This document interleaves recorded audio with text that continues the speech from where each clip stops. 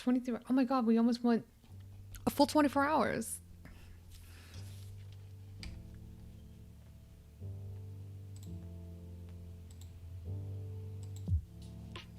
Whee! Hi. I'm going to be narrowcasting a little bit with this one. This is not a video about Steven Crowder, really. It's a video about freedom of speech and what that means and how to protect it. And when I say that, maybe you think you know what I mean. A lot of people have a certain take on this subject. The idea that, although we may not like Steven Crowder's shitty behavior, we must defend his right to perform it on YouTube, lest they crack down on us later. If we demand YouTube do something about harassment on its platform, we're handing over the reins of censorship to an evil corporation. That is not my position. That is actually the position I intend to rebut. Good. With this video. That received wisdom, I feel, is naivety disguising itself as cynicism. It takes for granted a lot of things that complicate that simple narrative, namely that YouTube already has that horrific power, already wields it against us, thank you for the and follow. Doesn't benefit when we demand that they use it to protect its users. But let me just step back for a second and explain the situation to the 2 or 3 not extremely online people in the audience who might not know what I'm even referring to. Steven Crowder, the living meme right-wing comedian, is currently under fire for a small selection of the extremely homophobic comments he's made over the years. And by under fire, I mean the subject of some pretty even-keeled criticism. On May 30th, Vox columnist Carlos Maza wrote a Twitter thread detailing some of the harassment he has received at the hands of Crowder's fans, after Crowder made some pretty fucking gross comments about him, repeatedly, over the course of several years. Crowder has called Carlos, quote, a lispy queer, an anchor baby, and told him he's been given a free pass for being a crappy writer because he's gay. Maza has been doxxed by Crowder's fanboys and all around been made to feel pretty unsafe by YouTube's refusal to enforce its own rules against harassment. YouTube's response was indelicate. They decided that Crowder's direct targeted harassment of a gay man on their platform was uncomfortable, but ultimately permissible. As an open platform, it's crucial for us to allow everyone from creators to journalists to late-night TV hosts to express their opinions within the scope of our policies. Opinions could be deeply offensive, but if they don't violate our policies, they'll remain on our site. That's interesting to me. I don't understand how you could be mean. It makes me wonder if YouTube's harassment policies are publicly available and directly... First and foremost, I can't imagine how you could be mean to Carlos Maza because he's literally the cutest thing. He is so fucking cute. Good vibes. I'll give him an 8 out of 10. Great vibe. 7 out of 10. No, 7.5 out of 10. I mean, just seems so sweet. Great vibes. YouTube is cool with stochastic terrorism.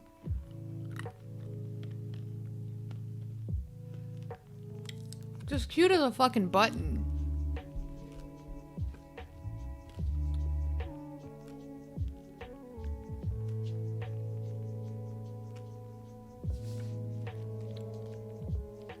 Spoilers. Steven Crowder is extremely dumb and insecure. But also, yeah.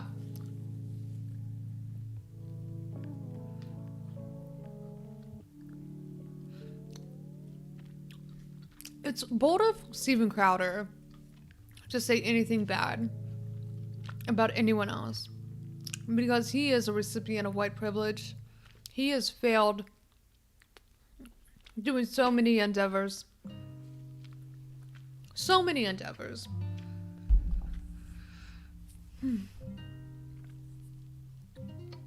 But somehow he was also so brazen enough and was willing to do something that had such a shock value that he was able to make himself on the internet.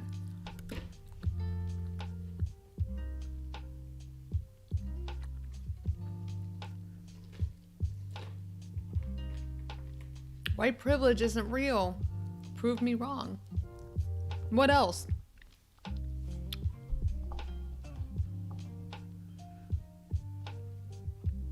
Steven Crowder has has shown Dave Rubin you can make it if you're boorish and unprincipled. Exactly. Does your trail mix have peanuts? Yes. Contradict what they're saying, and oh hey, would you look at that, they do. Content or behavior intended to maliciously They do. There's peanuts in cashews.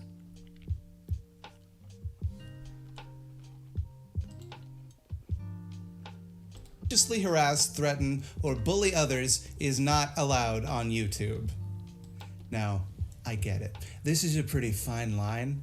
Who knows the exact moment that gentle mockery and joking around turns into bullying? I don't know where the boundary is, and I think there are a lot of edge cases we could have a debate about.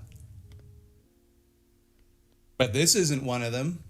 Violence, filth. Okay, so the little queer can eat Yes. his chips all nonchalantly. It's code for rape, Mr. Queer eating chips on the Vox channel. Chip, chip, chip, chip, but you can eat just one. Like dicks. This is what Mr. Gay Vox wants to do. Mr. Token Vox Gay Atheist Sprite with surprisingly flaccid chest considering how thin he is. It is. If this is not bullying, then the word bullying doesn't mean anything. This is so cut and dry. What would he have to do to be more of a bully than this? Like, threaten to take Carlos Maza's fucking lunch money? YouTube's definition of bullying that they themselves offered in this very same document is behavior intended to humiliate someone else. So I think it definitely is intended to do that. Also, it also violates their rules against hate speech, which include using stereotypes that incite or promote hatred based on any of the attributes noted above, one of which is sexual orientation. This can take the form of speech, text, or imagery promoting these stereotypes or treating them as factual. You know, like the stereotype that gay men are very promiscuous and have to put a bunch of dicks in their mouth, like that kind of stereotype? Chip, chip, chip, chip, but you can eat just one. Like dicks. And in case all of that wasn't enough, eagle-eyed viewers might notice that Crowder was wearing a t-shirt with a photo of Che Guevara waving a limp wrist with the tag, "Socialism is for f***." Also available as a onesie for babies. So, YouTube is not only okay with hate speech on its platform, it's okay with hate speech being literally printed onto babies. Just in case anyone was curious how cartoonishly permissible this platform is allowing itself to be. Side note, a lot of nincompoops are trying to insist that the shirt actually says socialism is for figs, because the place where Che Guevara was killed, they grew a lot of figs there. Now I know the people making this argument are not being honest, but let's just nip it in the bud and point out that were they actually saying figs, they wouldn't censor the word figs, you absolute diaper clowns. Don't worry though, YouTube sprang into action when they were criticized for this and decided to demonetize Steven Crowder's channel. A harsh punishment to be sure, one that YouTube typically reserves for LGBTQ content. They've been demonetized for years, and they don't have thousands of dollars a year's worth of grifting merchandising opportunities like Crowder does. Also, they don't get their monetization back if they just stop selling their homophobic shirts. Also, they don't deserve to be demonetized because they're not being hateful. They're being LGBTQ, which is normal and cool. The punishment that YouTube devised for bigotry against LGBTQ people was to treat the bigot like LGBTQ people, except less severely. So, happy Pride Month, everybody. Look, they made the play button a rainbow. Our heroes. There, that's the basic thing that happened. You've probably already heard about it. That's what it is. Look, Crowder is a ding-dong. He will do as a ding-dong does. Maza doesn't actually place the blame on Crowder. He places it correctly on YouTube. And I'm not disappointed in YouTube, not because they did anything right in this situation, or even did anything like not completely chowder-brained. I'm not disappointed because I would never in a million years expect YouTube to behave any differently than it's doing right now. Their policies in terms of service aren't put in place to protect vulnerable people. They're public relations memos that disguise their complete disinterest in their users' safety behind hand-wavy nice ideas. Not to mention, like, think about how much money YouTube and other social media platforms make during Pride Month, right? It's a marketing ploy.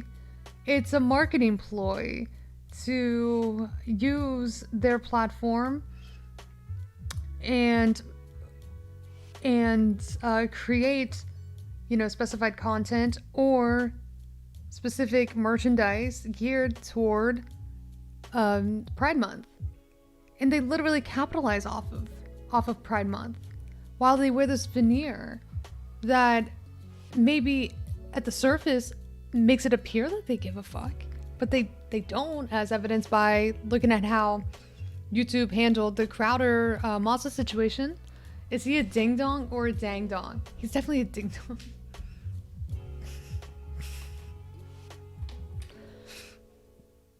Excuse me.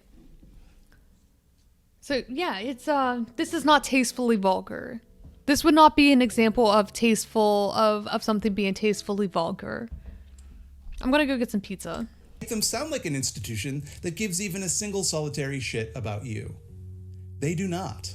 They are our enemies. And I don't mean simply the enemies of LGBTQ plus people and their allies, though to be clear, they are, and that alone would be bad enough. I mean, they, like any other business under capitalism, are not designed to provide a service or to enrich the lives of their customers. They are designed with a singular focus of extracting the maximum profit humanly possible and will pursue that goal no matter the cost to anyone else. YouTube is a plundering machine. I don't expect them to look out for our best interests or to behave according to any sort of coherent ethical standard beyond their immediate self-interest. YouTube is not our ally in this or any fight against oppression because, like any power structure in capitalism, it benefits from that oppression and always will. They can monetize that oppression. They can use that oppression to generate value for themselves. When people resist that oppression, they can monetize that too. Ain't life grand for them? And all they have to do to keep people from being pissed about it is every once in a while say that they're going to reevaluate their policies or make a statement about how intolerance is not welcome in the community, and hapless dumb fuck liberals will heap praise upon them. After all, intolerance is the result of a few bad eggs like Crowder. It has nothing to do with the systems and businesses that profit from those bad eggs. Suffice to say, I thought YouTube's response was predictable. But something that surprised me, something that made me pretty mad actually, was a common reaction I saw from a lot of leftists on Reddit. They argued that if we allow YouTube, a big evil corporation, to censor Steven Crowder, they'll abuse that precedent to come for leftist channels next. If we allow them to silence voices we don't approve of simply for violating their rules and direct targeted harassment, they'll come for us. Therefore, we must continue to allow this abuse as much as it may pain us, and outcompete it with our superior, tolerant ideas. First they came for the bullies, and I was not a bully. That take is bad. I hate this take. I will now demonstrate the problems of this take, thereby eviscerating it with facts and logic. YouTube does not need an excuse to demonetize leftist content. YouTube, the company, a subsidiary of Google, a subsidiary of Alphabet, a subsidiary of Nintendo, owns YouTube, the website, the platform, where you're watching this video right now. They make the rules, they enforce the rules, and nothing, literally not a single goddamn thing they do with it, is within our control. When it comes to what happens on YouTube, they have all of the power, and they can do whatever they want. Now, that sucks donkey ass, but it's reality. Let's say I'm John YouTube, the Chief Engagement Officer of YouTube. I decide that, you know what, all of these commies are cramping my style. They're not worth the measly little ad revenue they bring in because they might inspire the proletariat to rise up against us and take my cool website and make it better for everybody, and then I can't make any money from it. They don't need and aren't going to wait for an excuse when they feel that leftist content is too dangerous for their bottom line, and make no mistake, that day will come. They'll just do it. They won't justify it. They won't admit they're doing it. They'll just make some changes to their TOS and then just delete willy-nilly, and you can bet your buns it won't generate angry statements from the media or Ted Cruz about how we have to protect freedom of speech. There won't be a backlash. It's a perfectly safe thing for them to do. See, what you have to understand is that the right-wing outrage machine is finely tuned to protect all manner of abusive ding-dongery. These astroturfed phonies come together in rhetorical lockstep, not because they understand the importance of solidarity better than the left does or whatever, but because they're all funded by the same few rich ghouls. They all have the same few pet causes. There is no leftist billionaire equivalent pumping out like Marxist agitprop because billionaires have no interest in destroying the mechanisms by which they became billionaires. So when Crowder finds himself in a bit of a pickle and he's being criticized by leftos, he has a bunch of other powerful media figures and outlets that have a vested interest in protecting him. If, say, Sean Skull came under similar criticism, there are no magazines or advertisers that give even the slightest shit. The use of leftists to these platforms is that we occasionally generate clicks. You clicked on this video, that's it. But rightos? They have millions of dollars in think tank money. They spend millions on advertising on these platforms, including on leftist videos. So even the leftist videos are only useful to YouTube as long as the right wing says they are. They rake in tremendous amounts of sticky, icky cashish in the forms of donations and brand deals. What's going on, Alexandra? Put it bluntly, They're just a whole hell of a lot Wait a minute. more profitable. If you cave to right-wing pressure to ban leftist content, you might make a few communists angry. Big deal. Communists already don't like you, you big rich jerk. I'm a communist. I can confirm. I hate your guts. But if you cave to left-wing pressure to ban right-wing content, you make advertisers and investors angry. Which do you think factors more heavily into YouTube's decision-making process? There's no risk in shutting down leftist speech, or even just any speech critical of the right online. Want to know how I know that? Tech companies do it all the fucking time. Right now. Already.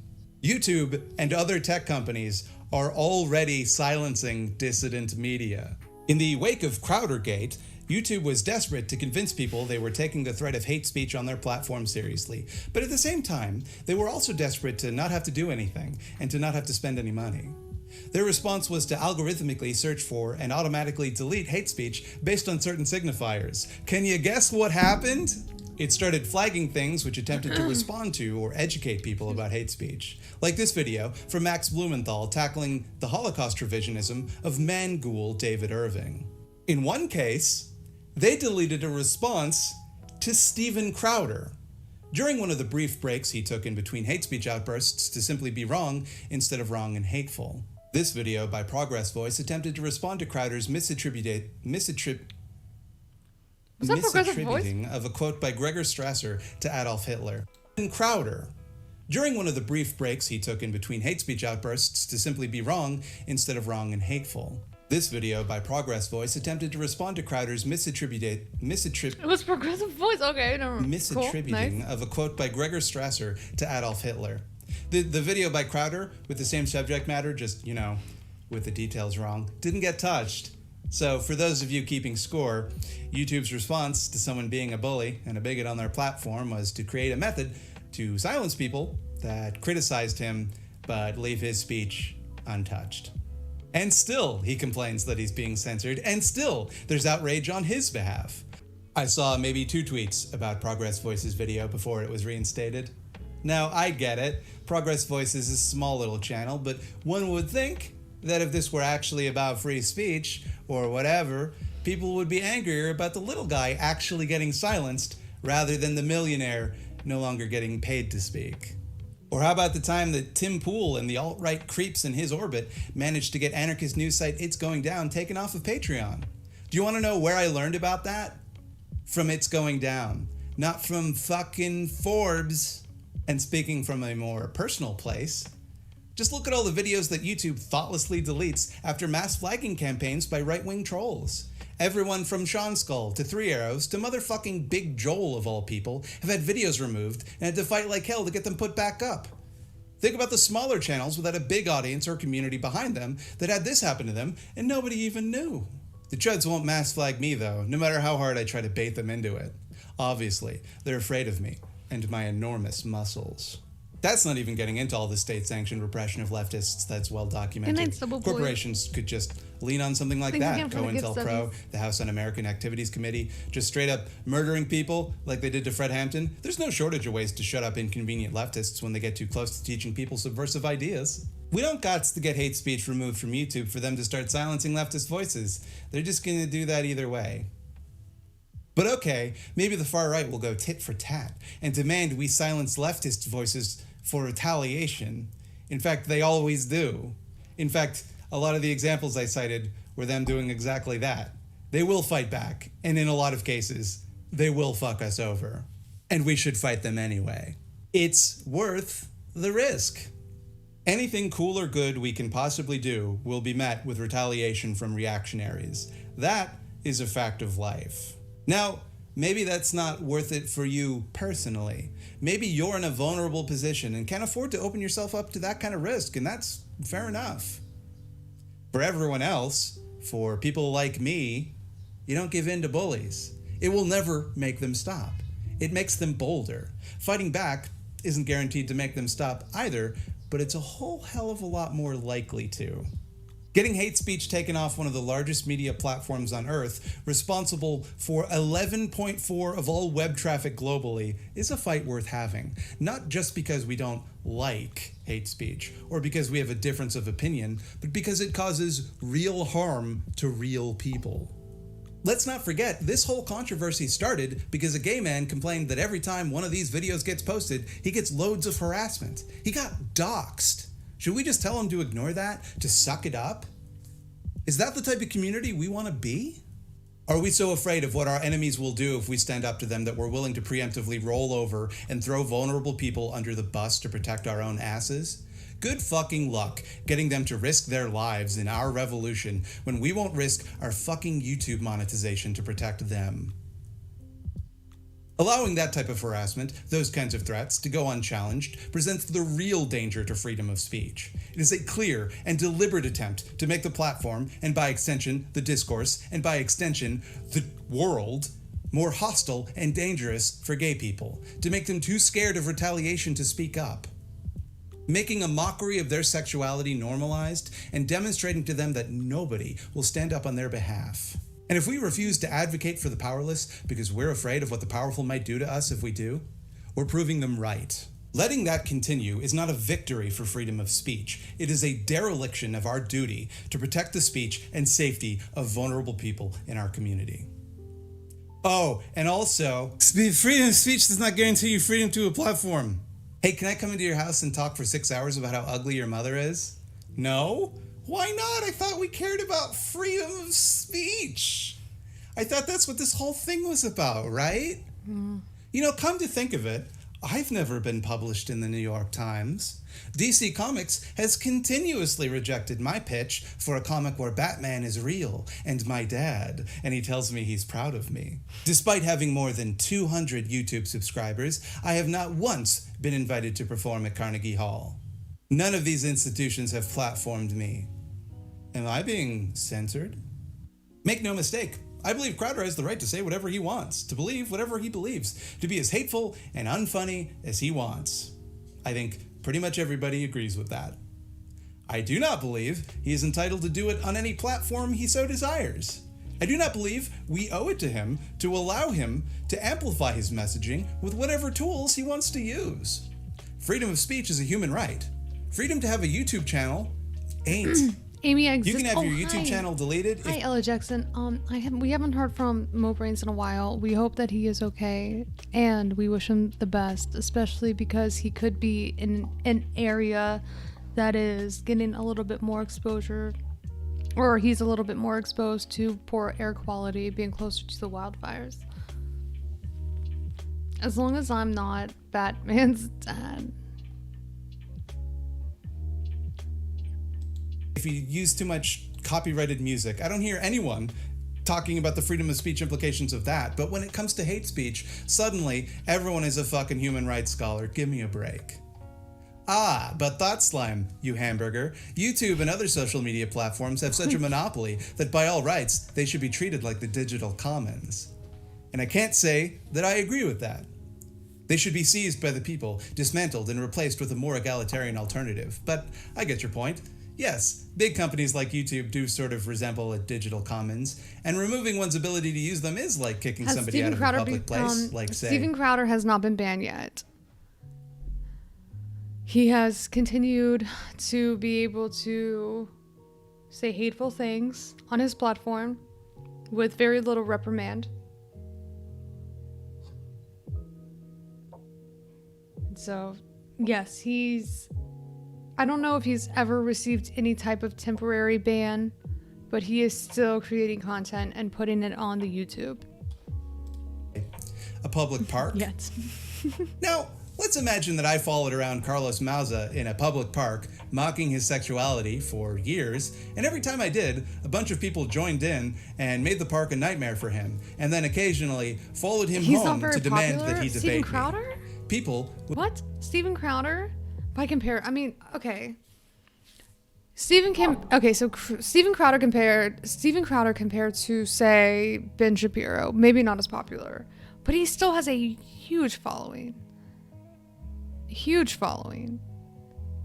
And he has been able to remain platformed, which is the bigger problem, even though he continues to harass certain leftist content creators or leftist journalists, again, with very little reprimand. That has not had that much of an impact on his with regard to his social media presence at all. He has almost 5 million subs on YouTube. I think, okay, so that's pretty relevant, as much as I hate to admit. would be within their rights to try to get me banned from the park because I'm making the park unsafe for other people in the park. Now, do I think YouTube should get to decide who can and cannot use their platform? Absolutely not. But right now, they sure do get to control that, and if we don't keep constant, immediate pressure on them to use that power in ways that are safe for us, they'll just do whatever they want to do.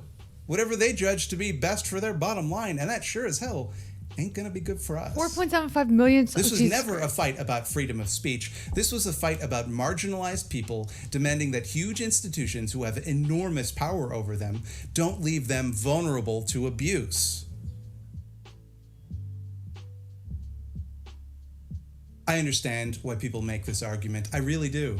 I agree with a lot of the logic that builds up to it. We shouldn't hand over the power to censor public discourse to YouTube. That's a horrifying dystopian idea. But that ship has sailed. They have that power, and they've had it for a long time. I want very badly to take that power away from them. I don't like the idea that a bunch of shareholders in a fancy room somewhere get any say in what 11.4% of web traffic looks like. It enrages me. I live for the day that we strip them of their power and seize control of the apparatuses that they have used to accrue that power. And that day will come. But it's not here yet. So if we sit back and let them use that power however they please with absolutely no pushback, with no outcry, that only makes their grip over us stronger.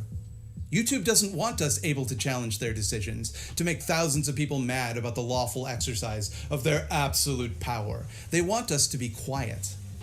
You're not taking anything away from them by letting them continue hosting hate speech. They are not made more powerful when you fight to get that hate speech removed. If it benefited YouTube to remove hate speech, they would have done it already. It's not what they want. They like having the hate speech there because they make money from it.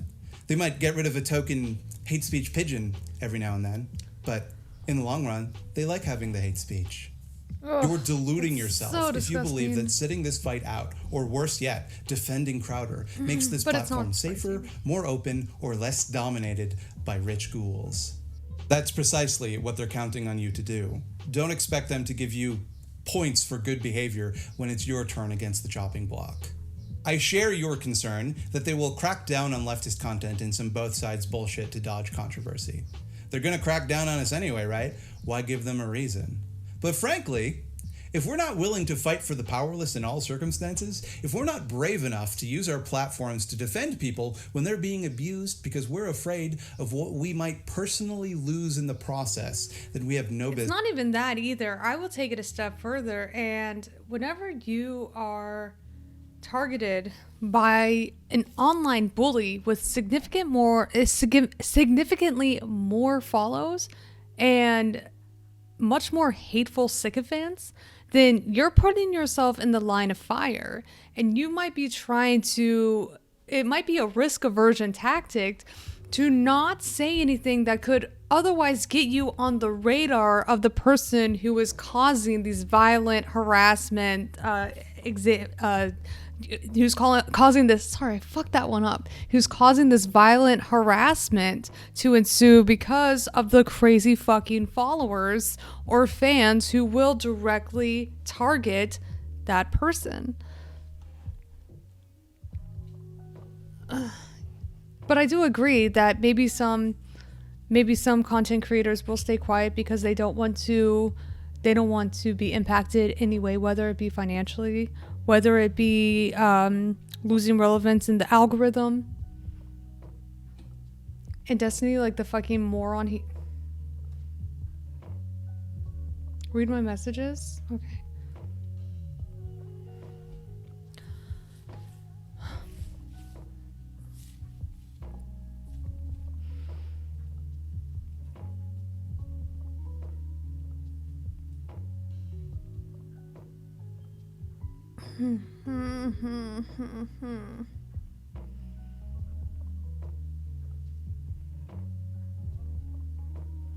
We have Destiny fans in here? Wait, what? Really?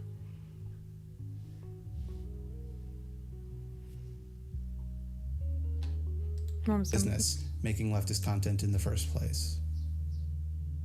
Oh, and I guess I should just say this. Everyone who disagrees with me is a Nazi, and hate speech just means any speech I don't agree with. There. Have fun, comment section. Just go to town. Pretend I meant that. Have a blast, you little scamps. Hey, everybody. I hope you're not too mad at me after this video. If you're not mad, why don't you head on over to patreon.com/thoughtslime, where people go...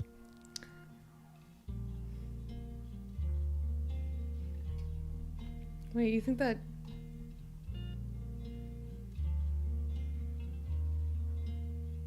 Oh shit, that was... If I can see right through your lies.